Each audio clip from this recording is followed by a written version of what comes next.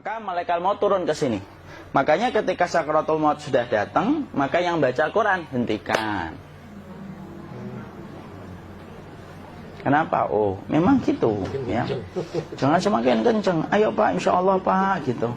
Al-Baqarah Pak, Al-Baqarah Pak. Al-Kahfi, Al-Kahfi. Enggak lah. Yang baca Quran berhenti dulu. Kemudian digantikan dengan kita mentalkin. Antum agak ke sana dikit. Masya Allah ya. Orang yang meninggalnya kooperatif ini.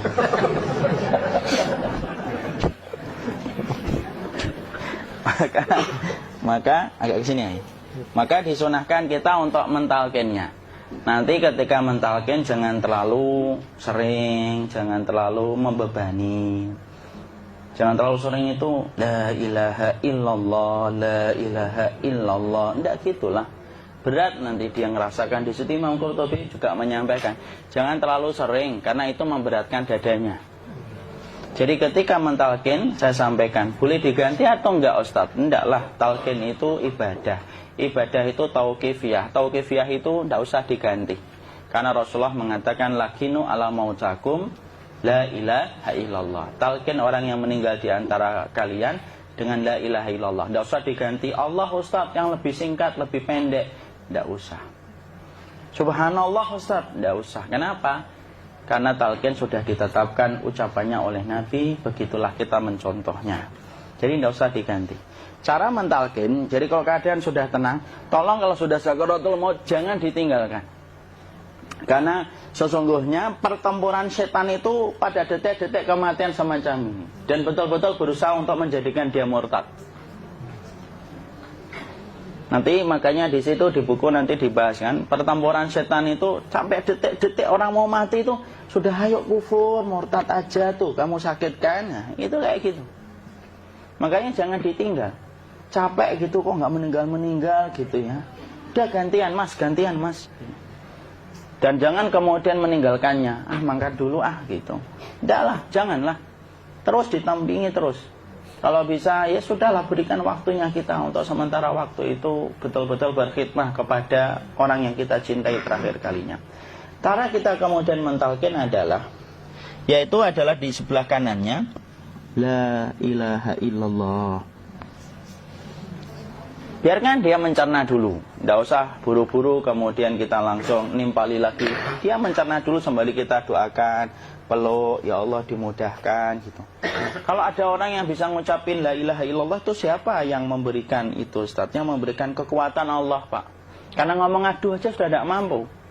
Makanya Allah berfirman dalam surat Ibrahim, yusabbitullahu alladhina amanu bil qawli tsabit fil hayatid dunya wa fil akhirah. Allah teguhkan perkataan orang yang beriman dalam kehidupan dunia dan akhirat. Dunia itu ya ketika menjelang kematiannya. Makanya dia bisa ngomong la ilaha illallah. Sebenarnya ngomong aduh aja udah gak mampu. Kalau bisa ngomong, dia mesti ngomong aduhnya dulu. Tapi Allah yang menggerakkan. Ngomong la ilaha illallah. Makanya mangkana akhiru kalamihi la ilaha illallah dakhalal jannah. Barang siapa akhir kalamnya itu adalah la ilaha illallah, pasti masuk surga. Makanya kita lagi la ilaha illallah. Dah. Cara dulu. Enggak usah minta diburu-buru ya. Enggak usah gini. Ayo la ilaha illallah. Ayo.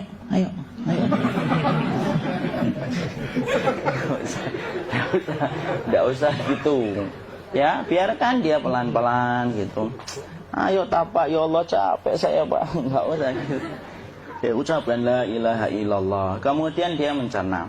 Lalu kalau dia sudah mengatakan, untuk mengatakan la ilaha illallah. Nah, kalau sudah mengatakan la ilaha illallah, berarti sudah. Tidak usah ditalkin lagi, tidak usah. Belum meninggal juga Ustaz? Tidak apa-apa, biarin aja. Dia di situ aja. Kecuali dia ngomong lagi dan gak usah diajak ngomong alhamdulillah ya Pak, ya Allah gitu. Terus dia jawab alhamdulillah. Itu berarti ucapan terakhirnya alhamdulillah. Atau ketika habis ditalkin la ilaha illallah, dia ngelihat air. Nah, itu berarti ucapan terakhirnya air. Talkin lagi. Nggak usah marah. Aduh Pak minta air. Kuncinya mau minta air nanti aja dikubur gitu loh. Jangan gitu. Biarin aja. Jangan kemudian setelah la ilaha illallah La ilaha illallah. Terus, ayo tutup, awas yang ngomong lagi ya. Nggak usah gitu juga. Maka kemudian setelah la ilaha illallah sudah, nggak usah diajak ngomong gitu. Terus kemudian nggak usah ada anaknya perempuan, ya Allah Pak, sudah bisa ngomong la ilaha illallah, usah gitu. Cukup dalam hati alhamdulillah gitu. Diam kita dengerin gitu. Disitulah nanti biasanya tadi detik dia terakhir. Dia nanti ngeliat di sini Pak, prosesnya itu nanti kaki langsung sebagian jempol dingin dia. Kaki, telapak kakinya langsung kalau kita geningkan dingin kayak kaki yang kena AC langsung. Kemudian dia langsung ningkup gini, dikit dia, mulai kaku dia. Atau kalau enggak, gini dia. Langsung kayak jatuh, kayak kepala nanti yang paling terakhir. Kepala itu pasti ada gerakannya Pak, ini meninggal itu. Pasti gitu. Pasti gitu. Karena apa? Sudah tidak ada beban ruh yang menahannya. Ya, cabut ya, set pelan, maka kemudian malaikat itu. Tapi tetap sakit lah, walaupun dikatakan ringan, tetap sakit. Maka kemudian sakit gitu, ngelewatin sini, jantung kemudian sudah tidak berfungsi, kemudian ginjal Pak, ngelewatin ginjal tidak berfungsi. Bapak bayangkan kan, kalau yang pernah sakit batu ginjal Pak, sepakat nggak kalau kita batu ginjal itu sakitnya luar biasa Pak? Itu baru titik batu kecil di ginjal. Kita bisa bayangkan tiba-tiba ginjal tidak berfungsi. Sakitnya kayak apa Pak? Tiba-tiba ginjal nggak berfungsi, pankreas naik, kemudian tek jantung. Jantung ini dia masih hidup dia, di sininya masih hidup walaupun jantungnya sudah berhenti. Naik. Kemudian mata, dia ngelewatin mata. Organ tubuh yang paling setia sama ruh itu mata. Maka kemudian mata dia ngelihat dia, set. Ngelihat set keluarnya, set naik dia.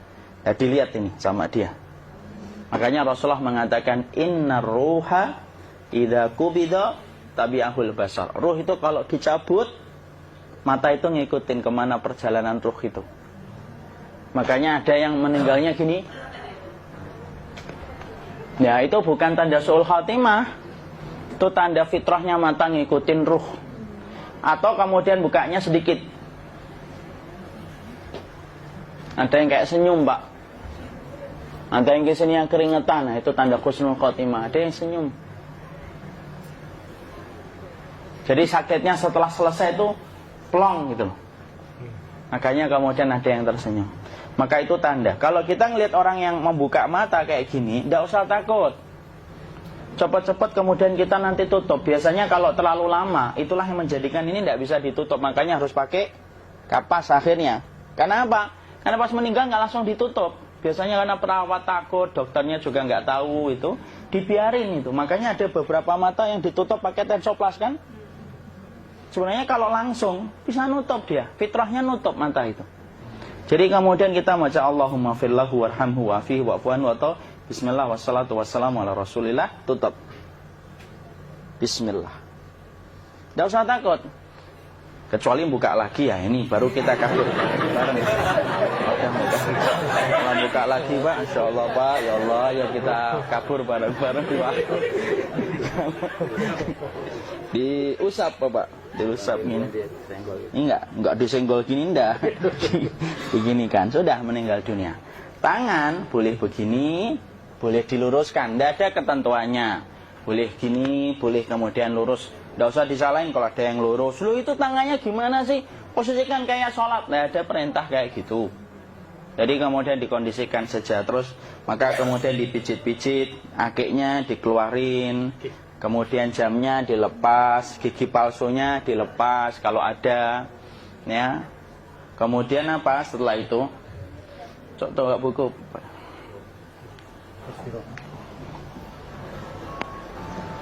Kemudian kalau bisa awal-awal kemudian taruh buku atau sesuatu yang agak berat di perutnya ketika baru meninggal dunia. Kenapa kemudian ditaruh kayak gini? Bukan apa-apa, supaya membantu sisa-sisa pencernaan dia untuk keluar. Nanti Pak, biasanya kalau kita taruh agak yang berat gini atau kemudian kita gini-gini kan, ini udah makan belum Maki?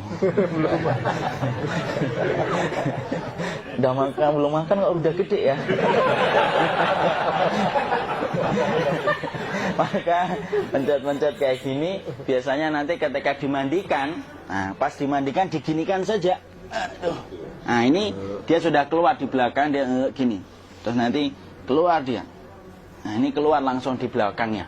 Dan memperlakukan orang kalau sudah meninggal dunia itu yang lembut gitu.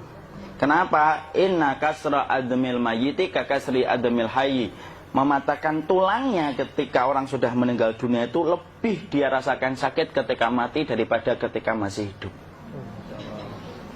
Tuh Islam itu sampai sama orang mukmin itu kalau sudah meninggal aja sampai selembut itu. Kok hidup kasar itu kebangetan dia jadi orang itu. Mau sampai orang mati itu kemudian disuruh yang lembut, kalau ada aib disuruh nutup, tidak boleh diceritain. Misalkan di belakangnya beliau ini ada tompel, gagah-gagah tompelnya gede gitu, tidak boleh cerita. Masya Allah loh, sampai segitunya sunnah itu ngajarin kita untuk nutup aib. Kalau ada orang belajar sunnah sukanya buka aib, nyari-nyari kesalahan orang, sunnah yang mana dia pelajari itu, saya bingung. Makanya kemudian gini, setelah selesai maka kemudian tutup dengan kain.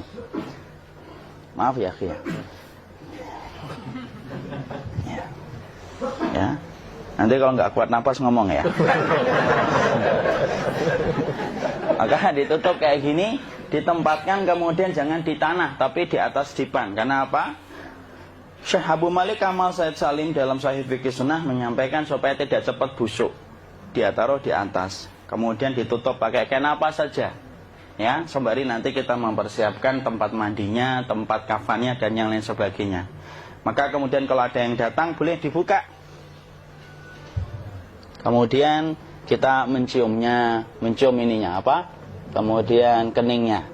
Kemudian kita berdoa, nutup lagi kayak Rasulullah ditutup. Kemudian yang datang terakhir itu salah satunya Abu Bakar. Dibuka kemudian beliau, ya Allah ya Rasulullah, engkau adalah orang yang percaya hidup dan matimu, dan tidak mungkin Allah itu mematikan engkau 2 kali ya Rasulullah. Maka kemudian ditutup kembali. Saat itu para sahabat dalam keadaan mendung semuanya. Maka disitulah kita lakukan kayak gini. Ditutup gini Ustaz ya. Kasihan tidak bisa napas, insya Allah tidak butuh napas lagi. Jadi kemudian kita semacam ini kita persiapkan apa yang bisa kita lakukan. Nah itulah proses kematian dari sakit sakaratul maut sampai kematian.